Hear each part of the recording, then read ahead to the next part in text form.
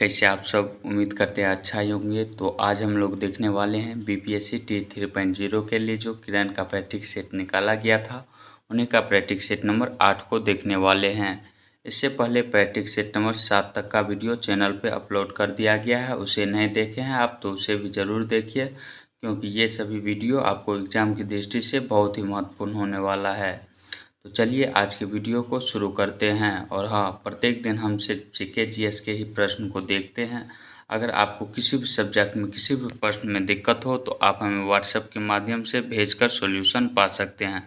WhatsApp number video के last में दिया गया है। आज का पहला क्वेश्चन है कि जैव निम्नीकरण कचरे को आमतौर पर किसकी मदद से उपयोगी पदार्थ में बदला जा सकता है। तो किसकी मदद से इसे उपयोगी पदार्थ में बदला जा सकता है, तो बैक्टीरिया की मदद से। ऑप्शन नंबर 1 इसका राइट आंसर हो जाएगा।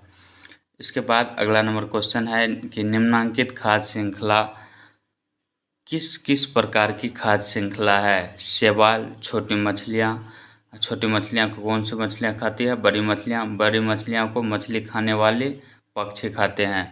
तो यह क्या है, एक तालाब में खाद्य श्रृंखला है कि एक जंगल में खाद्य श्रृंखला है कि घास के मैदान में खाद्य श्रृंखला है।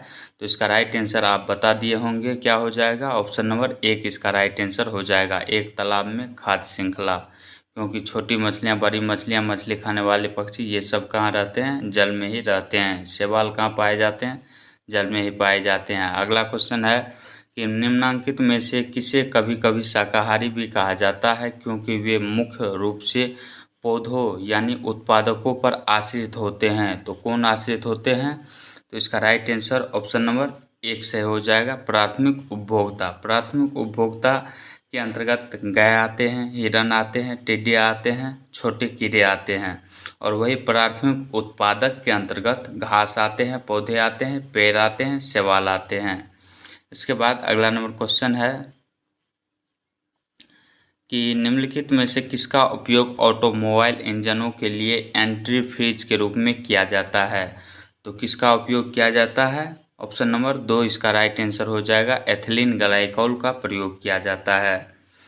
इसके बाद अगला नंबर क्वेश्चन है कि पटाखे के विस्फोट के बाद चमकता हुआ लाल रंग किसकी उपस्थिति के कारण होता है। तो यह एस्ट्रांशियम की उपस्थिति के कारण लाल रंग होता है। ऑप्शन नंबर 1 इसका राइट आंसर हो जाएगा। इसके बाद अगला क्वेश्चन है कि निम्नलिखित में से किसका वेग सर्वाधिक है। निम्नलिखित में से किसका वेग सर्वाधिक है, तो इसका राइट आंसर ऑप्शन नंबर 2 से हो जाएगा, प्रकाश का वेग सर्वाधिक होता है। प्रकाश इन सब में प्रकाश का वेग कितना होता है, 3 गुना 10⁸ मीटर पर सेकेंड होता है। 3 गुना 10⁸ मीटर सेकेंड। इससे यहाँ पे जो 3 गुना 10⁸ मीटर पर सेकेंड है, मीटर को किलोमीटर में बदलेंगे तो 1000 से भाग कर देंगे तो 3 गुना 10⁵ किलोमीटर पर सेकेंड हो जाएगा। तो इसे और किस नाम से जाना जाता है, तो प्रकाश का वेग 3 लाख किलोमीटर पर सेकेंड भी होता है। इसी को दूसरे रूप में बदल के कहा जाता है। अगला क्वेश्चन है कि शुष्क सेल बैटरी में निम्नलिखित में से किसका उपयोग इलेक्ट्रोलाइट्स के रूप में किया जाता है। तो किसका उपयोग किया जाता है, अमोनियम क्लोराइड और जिंक क्लोराइड का। ऑप्शन नंबर 1 इसका राइट आंसर हो जाएगा। इसके बाद अगला नंबर क्वेश्चन है कि न्यूट्रॉन की खोज किसके द्वारा की गई। न्यूट्रॉन की खोज जेम्स चैडविक के द्वारा किया गया। ऑप्शन नंबर 3 इसका राइट आंसर हो जाएगा। इलेक्ट्रॉन की खोज जे थॉमसन ने किया, प्रोटॉन की खोज रदरफोर्ड ने किया और न्यूट्रॉन की खोज जेम्स चैडविक ने किया। इसके बाद अगला क्वेश्चन है कि फ्यूज का तार का क्या कार्य है। फ्यूज का तार का क्या कार्य है, तो किसी सर्किट से उच्च विद्युत धारा को गुजरने से रोकने के लिए कि वर्तमान विद्युत आपूर्ति बढ़ाने के लिए। इसका राइट आंसर जो है ऑप्शन नंबर 1 से हो जाएगा, किसी सर्किट से उच्च विद्युत धारा को गुजरने से रोकने के लिए, क्योंकि शॉर्ट सर्किट हो जाएगा तो बिजली जो है तार की जो है वह जल जाएगी और कहीं खतरा हो जाएगा। इसलिए फ्यूज तार जो है लगाया जाता है। फ्यूज क्यों लगाया जाता है, तो विद्युत सुरक्षा उपकरण है यह। फ्यूज जो होता है वह विद्युत सुरक्षा उपकरण है। यह विद्युत सर्किट की वर्तमान सुरक्षा प्रदान करने के लिए काम करता है। और फ्यूज तार जो होता है वो उसका गलनांक बहुत ही कम होता है। कहीं शॉर्ट सर्किट होता है तो वह तार गल जाता है। इसके बाद अगला नंबर क्वेश्चन है कि केंद्रीय 2024-25 के केंद्रीय बजट में किस क्षेत्र को सबसे अधिक आवंटन प्राप्त हुआ है? तो रक्षा क्षेत्र को। ऑप्शन नंबर 1 इसका राइट आंसर हो जाएगा। इसके बाद अगला नंबर क्वेश्चन है कि चमगादड़ अंधेरे में उड़ सकते हैं क्योंकि? चमगादड़ अंधेरे में उड़ सकता है, इसका कारण क्या है? क्योंकि वे अल्ट्रासोनिक ध्वनि या उत्पन्न करते हैं। ऑप्शन नंबर 3 इसका राइट आंसर हो जाएगा। अल्ट्रासोनिक उत्पन्न करते हैं या अल्ट्रासोनिक ध्वनि उत्पन्न करते हैं। ऑप्शन नंबर 3 इसका राइट आंसर हो जाएगा। इसके बाद अगला क्वेश्चन है कि मानव शरीर में निर्जलीकरण किसकी हानि के कारण होता है? जैसे शरीर में अगर हम कम पानी पीते हैं और ज़्यादा पानी पसीना के द्वारा निकल जाता है तो वही स्थिति निर्जलीकरण की स्थिति होती है। तो मानव शरीर में निर्जलीकरण किसकी हानि के कारण होता है? तो पानी की हानि के कारण या पानी के ह्रास के कारण। ऑप्शन नंबर 2 इसका राइट आंसर हो जाएगा। इसके बाद अगला नंबर क्वेश्चन है कि नीचे 2 वक्तव्य दिए गए हैं, एक को अभिकथन और दूसरे को कारण कहा गया है। नीचे दिए गए कूट की सहायता सही उत्तर का चयन करना है। मोटर वाहनों में ईंधन के रूप में डीजल और पेट्रोल का स्थान अब सीएनजी ले रही है। यह क्या है? सही है, क्योंकि वर्तमान समय में सीएनजी से बहुत सारी गाड़ियां चल रही है, क्योंकि इसमें जो है प्रदूषण कम होता है। इसके बाद है कि सीएनजी सल्फर और नाइट्रोजन के ऑक्साइडों का उत्पादन अल्प मात्रा में करती है, साथ ही साथ सीएनजी एक अधिक स्वच्छ ईंधन है। यह भी कथन क्या है? यह भी सही है। तो इसका राइट आंसर ए और आर दोनों सही हो जाएगा और आर ए की सही व्याख्या करता है। ऑप्शन नंबर 1 इसका राइट आंसर हो जाएगा। इसके बाद अगला नंबर क्वेश्चन है कि कौन से गैस मौसम के गुब्बारों में भरी जाती है? कौन सी गैस मौसम के गुब्बारों में भरी जाती है? तो हीलियम गैस भरी जाती है। ऑप्शन नंबर 2 इसका राइट आंसर हो जाएगा।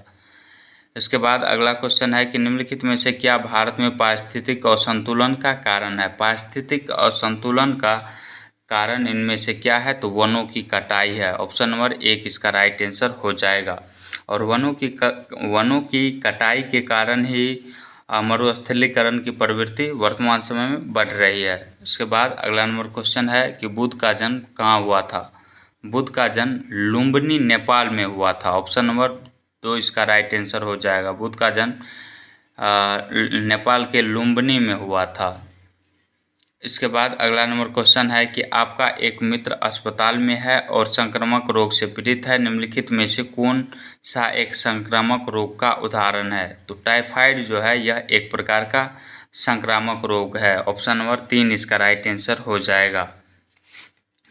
इसके बाद अगला नंबर क्वेश्चन है कि महात्मा गांधी को सबसे पहले राष्ट्रपिता किसने कहा था? तो सुभाष चंद्र बोस ने कहा था। ऑप्शन नंबर 1 सही हो जाएगा।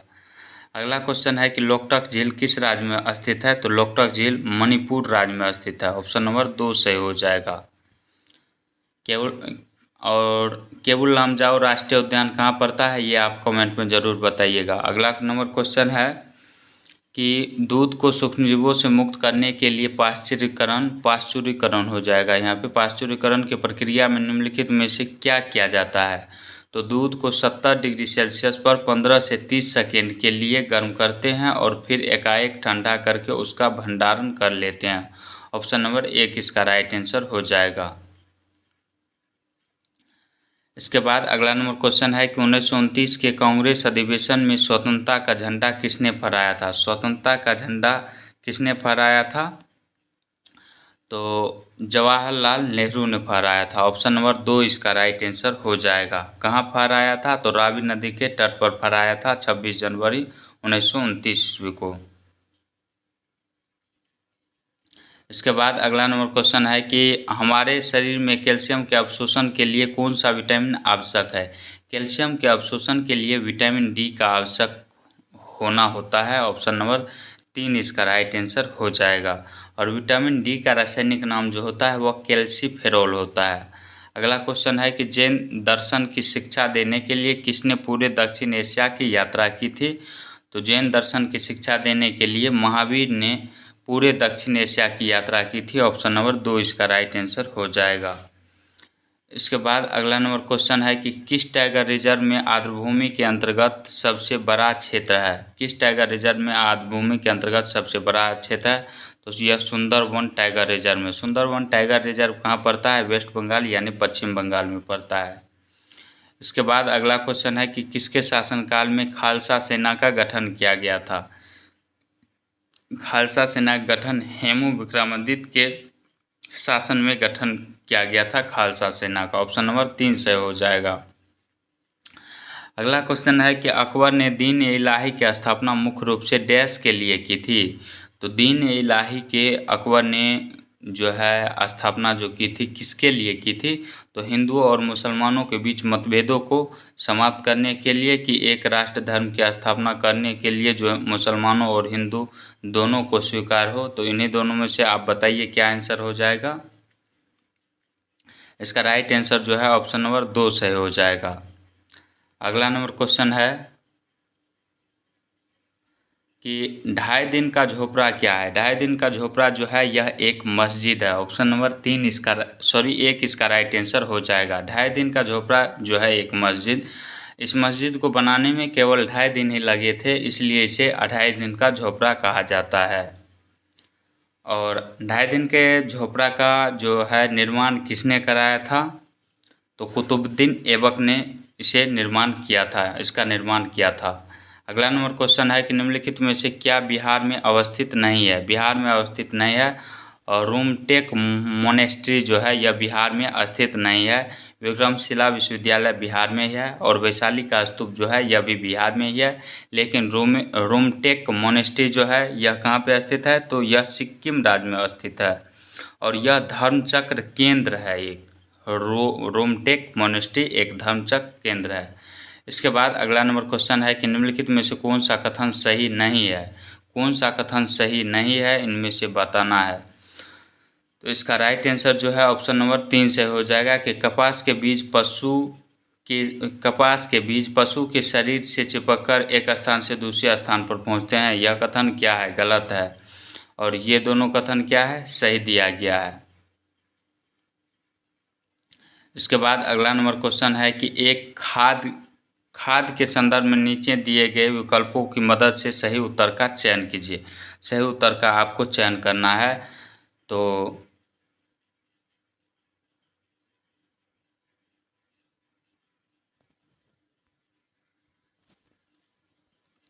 है कि खाद एक कार्बनिक जैविक पदार्थ है। यह क्या है? सही है। खाद जो होता है यह एक कार्बनिक यानी जैविक पदार्थ होता है। खाद पौधों या जंतुओं अपशिष्ट से प्राप्त होती है। ये भी सही है। अपशिष्ट पदार्थ खाद के रूप में उपयोग किया जाता है। अपशिष्ट पदार्थ खाद के रूप में उपयोग किया जाता है। ये भी सही है। खाद से मिट्टी को ह्यूमस प्राप्त नहीं होती है। नहीं, खाद से मिट्टी को ह्यूमस की प्राप्ति होती है। तो यह कथन सिर्फ गलत है। तो इसका राइट आंसर जो है ऑप्शन नंबर 3 सही हो जाएगा। इसके बाद अगला नंबर क्वेश्चन है कि जैन धर्म के प्रवर्तक महावीर को मोक्ष का स्थान कहाँ स्थित है? महावीर का मोक्ष स्थान कहाँ स्थित है? तो यह पावापुरी में स्थित है। ऑप्शन नंबर 3 इसका राइट आंसर हो जाएगा। और पावापुरी जो पड़ता है यह बिहार के नालंदा जिला में पड़ता है। बिहार के नालंदा जिला में पड़ता है और नालंदा विश्वविद्यालय बिहार के नालंदा जिला में ही स्थित है। इसके बाद अगला नंबर क्वेश्चन है कि बीज किसकी उपस्थिति में अंकुरित होता है? बीज किसकी उपस्थिति में अंकुरित होता है? तो इसका राइट आंसर जो है ऑप्शन नंबर 4 से हो जाएगा। जल, हवा और सूर्य के प्रकाश अंकुरित होने के लिए तीनों आवश्यक होती है। ऑप्शन नंबर 4 इसका राइट आंसर हो जाएगा। अगला नंबर क्वेश्चन है कि भारत की जलवायु निम्नलिखित में से किस प्रकार की है? तो भारत की जलवायु मानसूनी प्रकार की जलवायु होती है। ऑप्शन नंबर 1 से हो जाएगा। नेक्स्ट है कि मधुबनी चित्रकला किस राज्य से संबंधित है? मधुबनी चित्रकला जो है यह बिहार राज्य के मिथिलांचल क्षेत्र से संबंधित है। ऑप्शन नंबर 3 से हो जाएगा। नेक्स्ट है कि निम्नलिखित में से किस राज्य में भारत का सबसे बड़ा तटीय क्षेत्र है? तो भारत का सबसे बड़ा तटीय क्षेत्र जो है वह गुजरात राज्य में है। गुजरात राज्य में है। गुजरात का तटीय सीमा जो है मतलब तटीय क्षेत्र कितना है? तो यह 1600 मीटर है। 1600 मीटर 1600 किलोमीटर में फैला हुआ है। बिहार का गुजरात का तटीय क्षेत्र 1600 किलोमीटर में फैला हुआ है और यह सबसे बड़ा है। तटीय क्षेत्र वाला राज्य गुजरात है, सबसे बड़ा तटीय क्षेत्र वाला राज्य गुजरात है। उसके बाद आंध्र प्रदेश आता है दूसरे नंबर पर। तो इसमें नहीं दिया गया था, तो इसका राइट आंसर ऑप्शन नंबर 5 से हो जाएगा। दूसरे स्थान पर पूछता तो आंध्र प्रदेश से हो जाता। अगला क्वेश्चन है कि खाद्य तेल सरसों के किस भाग से प्राप्त होते हैं। खाद्य तेल सरसों के किस भाग से प्राप्त होते हैं, तो यह बीज से प्राप्त होते हैं। ऑप्शन नंबर 1 इसका राइट आंसर हो जाएगा। इसके बाद अगला नंबर क्वेश्चन है कि लकड़ी के गुद्दे का सबसे बड़ा उत्पादक है। लकड़ी के गुद्दे का सबसे बड़ा उत्पादक देश पूछा गया है, तो कौन से हो जाएगा। ऑप्शन नंबर 3 इसका राइट आंसर हो जाएगा, यूएसए यानी संयुक्त राज्य अमेरिका। इसके बाद अगला नंबर क्वेश्चन है कि मनुष्य के खोपड़ी की कठोर संरचना है। मनुष्य की हड्डी की कठोर संरचना जो होती है वह खोपड़ी होती है। मनुष्य की हड्डी की कठोर संरचना खोपड़ी होती है। और खोपड़ी में कुल कितने हड्डी होते हैं, 22 होते हैं या 29 होते हैं, ये आप कमेंट में ज़रूर बताइएगा। इसके बाद अगला नंबर क्वेश्चन है कि जीवाणु द्वारा कौन सा रोग होता है। जीवाणु द्वारा कौन सा रोग होता है, तो हैजा भी होता है, टाइफाइड भी होता है और क्षय रोग भी होता है। तीनों इसका राइट आंसर हो जाएगा, यानी ऑप्शन नंबर 4 से हो जाएगा। इसके बाद अगला नंबर क्वेश्चन है कि डोलड्रम का संदर्भ है। तो दिया गया है भूमध्य रेखा के पास शांत और हल्की परिवर्तनीय हवाओं की एक बेल्ट होती है। यही ऑप्शन सही है, ऑप्शन नंबर 1 इसका राइट आंसर हो जाएगा। इसके बाद अगला नंबर क्वेश्चन है कि निम्नलिखित में से कौन सी जल डमरू मध्य अंतर्राष्ट्रीय तिथि रेखा के सबसे निकट है। तो इसका राइट आंसर ऑप्शन नंबर 2 से हो जाएगा, बेरिंग जल डमरू मध्य। इसके बाद अगला क्वेश्चन है कि बिहार के किस जिला के बुनकरों के जीवन पर आधारित documentary film weavers of hope को यूनेस्को पुरस्कार से सम्मानित किया गया है। तो इसका राइट आंसर ऑप्शन नंबर 2 से हो जाएगा, गया जिला के बुनकरों के जीवन पर आधारित है यह डॉक्यूमेंट्री फिल्म कौन, तो वीवर्स ऑफ होप। इसके बाद अगला नंबर क्वेश्चन है कि नीचे जीव से संबंधित कार्य दिए गए हैं, कूट की सहायता से सही उत्तर का चुनाव कीजिए। यह शकरकंद को मांड में बदलती है, यह कथन क्या है। यह शकरकंद को मांड में बदलती है, यह कथन गलत है।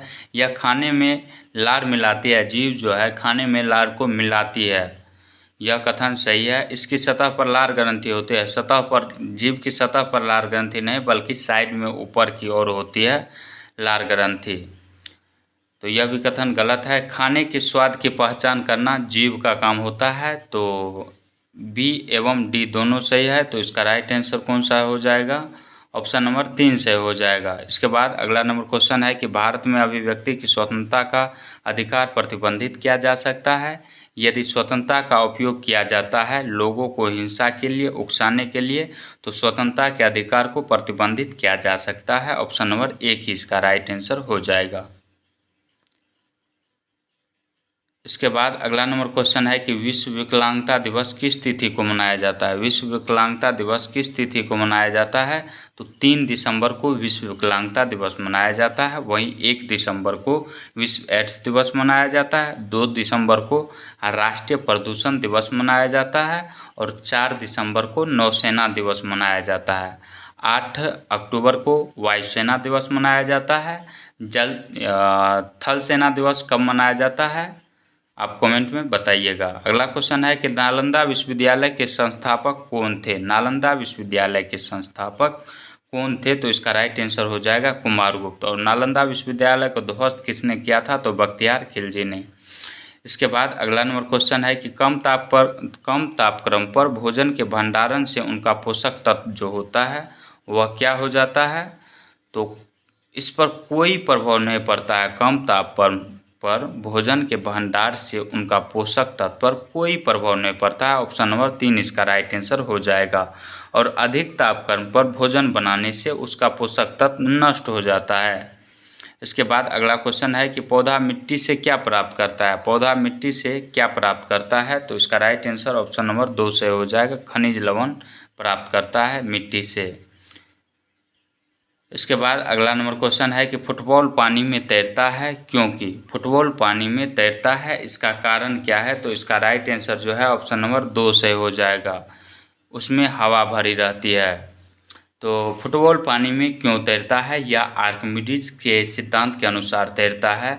आर्किमिडीज का सिद्धांत क्या था कि कोई वस्तु जल में तैरती है यदि किसी वस्तु का घनत्व जल के घनत्व से कम होता है, तो वह किस में तैरती है? जल में तैरती है। वहीं द्रव भी आप कह सकते हैं। इसके बाद अगला नंबर क्वेश्चन है कि निम्नलिखित में से क्या समावेशी विकास के सरकार के उद्देश्य को आगे बढ़ाने में सहायता कर सकता है? तो इसका राइट आंसर जो है स्वयं सहायता समूहों को बढ़ावा देना यह समावेशी विकास के सरकार के उद्देश्य को आगे बढ़ाने में सहायता कर सकता है। सूक्ष्म और लघु मध्यम उद्यमों को बढ़ावा देना यह भी विकास कर सकता है समावेशी विकास के। इसके बाद है शिक्षा का अधिकार अधिनियम को लागू करके समावेशी विकास के सरकार के उद्देश्य को आगे बढ़ाने में ये भी सहायता करता है। तो 1, 2, 3 तीनों सही है। तो इसका राइट आंसर जो है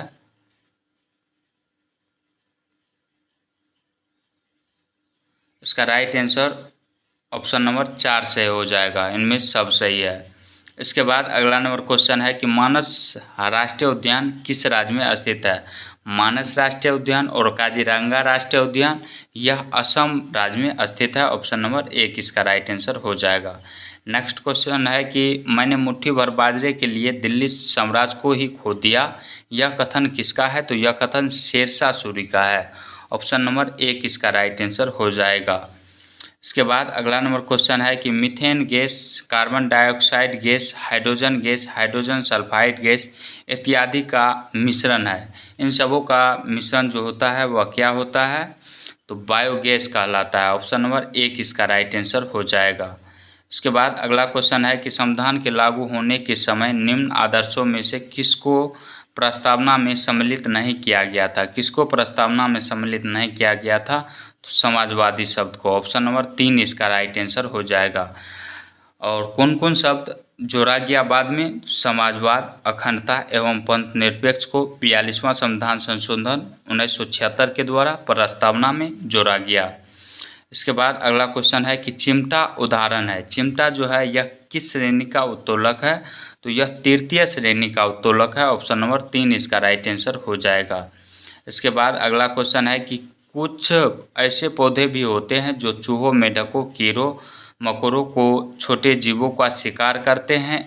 इनमें नेफेंथिस सबसे ज़्यादा मशहूर है। यह पौधे भारत के कौन से राज्य में मुख्यतः पाए जाते हैं? तो भारत के मेघालय राज्य में पाए जाते हैं। ऑप्शन नंबर 3 इसका राइट आंसर हो जाएगा। इसके बाद अगला नंबर क्वेश्चन है कि राजतरंगिणी के लेखक हैं। राजतरंगिणी के लेखक कौन है? तो कल्हण है। ऑप्शन नंबर 2 इसका राइट आंसर हो जाएगा। राजतरंगिणी के लेखक कौन है? कल्हण है। इसके बाद अगला नंबर क्वेश्चन है कि निम्नलिखित किस कार्य से हृदय की धड़कन तेज होती है? तो दौड़ने, इनमें से सोना, टहलना और दौड़ना, इन तीनों में दौड़ने से जो होती है हृदय की धड़कन तेज हो जाती है। ऑप्शन नंबर 3 इसका राइट आंसर हो जाएगा। अगला क्वेश्चन है कि बच्चों का हक मिड डे मील यानी मध्याह्न भोजन किन कक्षाओं के बच्चों को दिया जाता है? तो यह 1 से 8वीं कक्षा तक के बच्चों को दिया जाता है। ऑप्शन नंबर 3 से हो जाएगा। अगला क्वेश्चन है कि आग के बीज का प्रकीर्णन कैसे होता है? आग के जो है बीज का प्रकीर्णन जो होता है वह हवा द्वारा होता है। ऑप्शन नंबर 2 इसका राइट आंसर हो जाएगा। नेक्स्ट है कि हरे पौधे को प्रकाश संश्लेषण हेतु क्या नहीं करना चाहिए? हरे पौधे को प्रकाश संश्लेषण हेतु इनमें से क्या नहीं करना चाहिए? तो इसका राइट आंसर जो है ऑप्शन नंबर 3 से हो जाएगा। खनिज लवण, हरे पौधे को प्रकाश संश्लेषण हेतु खनिज लवण नहीं लेना चाहिए। इसका राइट आंसर आप बताइएगा क्या हो जाएगा, देख लीजिएगा इसे बुक में। इसे 3 इसका राइट आंसर दिया गया है। अगला क्वेश्चन है कि सिंधु सभ्यता के निम्नलिखित स्थलों में से किस स्थल में गोदी यानी डॉकयार्ड, इसे बंदरगाह भी कहा जाता है, होने का प्रमाण मौजूद है? तो यह लोथल में मौजूद है। ऑप्शन नंबर 3 इसका राइट आंसर हो जाएगा। इसके बाद अगला नंबर क्वेश्चन देखते हैं कि छाया की लंबाई किस पर निर्भर करती है? छाया की जो लंबाई होती है वह किस पर निर्भर करती है? तो वस्तु और प्रकाश स्रोत के बीच कोण पर निर्भर करती है। ऑप्शन नंबर 3 सही हो जाएगा। चलिए इसके बाद अगला क्वेश्चन देखते हैं कि शेख नवाब की मृत्यु के बाद कुवैत का नया अमीर कौन सा बना है। कुवैत का नया अमीर जो बना है वह शेख मैसाल बने हैं। ऑप्शन नंबर 3 सही हो जाएगा। अगला क्वेश्चन है कि ब्रिटिश भारत के अधीन भारतीय गरीबी और अर्थव्यवस्था पर दादा भाई नौरोजी द्वारा कौन सी पुस्तक लिखी गई थी। तो poverty and British rule in India, यह पुस्तक किसका है। तो दादा भाई नौरोजी का है। ऑप्शन नंबर 3 से हो जाएगा। इसके बाद अगला नंबर क्वेश्चन है कि 16वें वित्त आयोग का अध्यक्ष किसे नियुक्त किया गया है। 16वें वित्त आयोग का अध्यक्ष अरविंद पनगडिया है। ऑप्शन नंबर 3 से हो जाएगा। नेक्स्ट है कि निम्नलिखित में से कौन मौर्य वंश का महत्वपूर्ण शासक नहीं है। मौर्य वंश का महत्वपूर्ण शासक नहीं है तो पुष्यमित्र शुंग। ऑप्शन नंबर 3 इसका राइट आंसर हो जाएगा। पुष्यमित्र शुंग जो है यह शुंग वंश के शासक थे। शुंग वंश के शासक थे। शुंग वंश के शासक थे एवं संस्थापक भी थे। इसके बाद अगला नंबर क्वेश्चन है कि वायुमंडल की कौन सी परत बड़े जेट विमानों के लिए आदर्श उड़ान परिस्थितियों के हालात प्रदान करती है। तो इसका राइट आंसर हो जाएगा स्ट्रेटोस्फीयर यानी समताप मंडल। अगला क्वेश्चन है कि टाइम मैगजीन ने किसे सीईओ ऑफ द ईयर चुना है। तो सैम अल्टमैन को चुना है। ऑप्शन नंबर 3 इसका राइट आंसर हो जाएगा।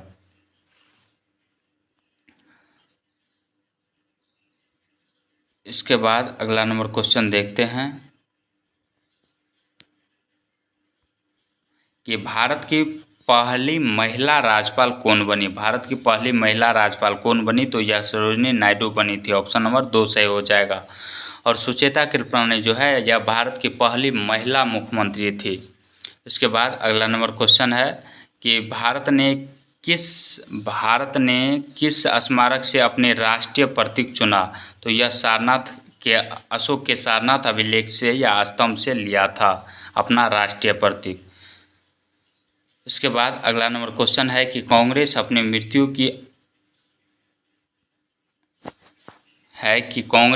मृत्यु की घोर घड़ियों की सुइयों की गिनती कर रही है। भारत में रहने के दौरान मेरी सबसे बड़ी इच्छाओं में से यह है कि मैं उससे शांतिपूर्वक मरने में मदद कर सकूं। यह कथन किसका है। यह कथन जो है यह किसका है।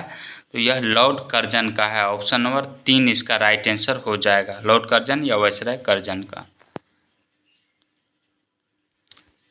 लॉर्ड कर्जन एक वायसराय भी थे इसलिए इसे वायसराय कर्जन लिखा गया था ऑप्शन में। अगला क्वेश्चन है कि मानव पित्त जो एक पीले हरे रंग का तरल है इसकी प्रकृति जो होती है अम्लीय होती है। ऑप्शन नंबर 1 से हो जाएगा।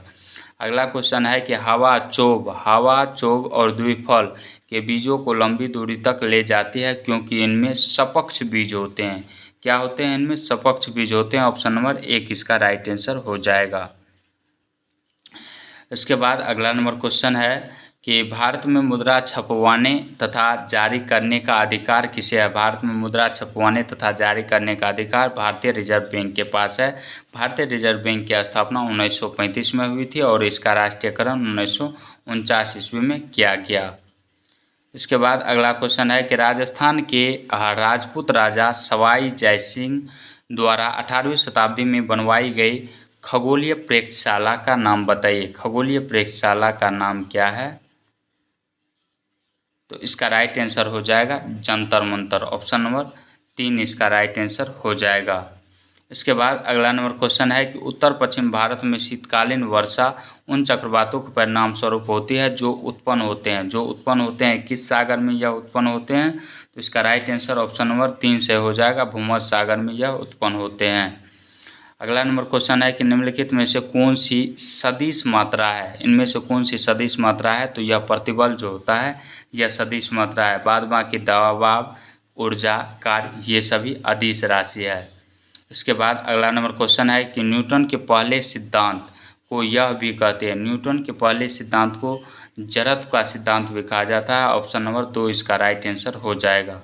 अगला क्वेश्चन है कि चिली सिरा किसका सामान्य नाम है। चिली सिरा इसे साल्टपीटर इंग्लिश में कहते हैं। यह किसका सामान्य नाम है। तो इसका राइट आंसर जो है ऑप्शन नंबर 1 से हो जाएगा। सोडियम नाइट्रेट का रासायनिक नाम है। अगला क्वेश्चन है कि निम्नलिखित कथनों में से कौन सा कथन सही है, कौन सा कथन सही है। तो उर्वरकों के अत्यधिक उपयोग से फसलों की अच्छी उपज प्राप्त होती है, साथ ही मिट्टी की उर्वरता बढ़ती है। यह क्या है, सही नहीं है। मिट्टी की उर्वरता बनाए रखने के लिए हमें जैविक खाद के स्थान पर उर्वरकों का प्रयोग करना चाहिए। ये कथन भी क्या है, गलत दिया गया है। जैविक खाद का प्रयोग भी हम कर सकते हैं। अगला है कि उर्वरकों के उपयोग से मिट्टी के गहन एवं जल अवशोषण की क्षमता में वृद्धि होती है। तो ऑप्शन नंबर 3 इसका राइट आंसर हो जाएगा। इसके बाद अगला नंबर क्वेश्चन है कि लाखों वर्षों पहले के पौधे और जानवरों के दफन किए गए अवशेषों को जाना जाता है। लाखों वर्षों पहले के पौधे और जानवरों के दफन किए गए अवशेषों को किस नाम से जाना जाता है। तो चलिए ऑप्शन देखते हैं क्या दिया गया है।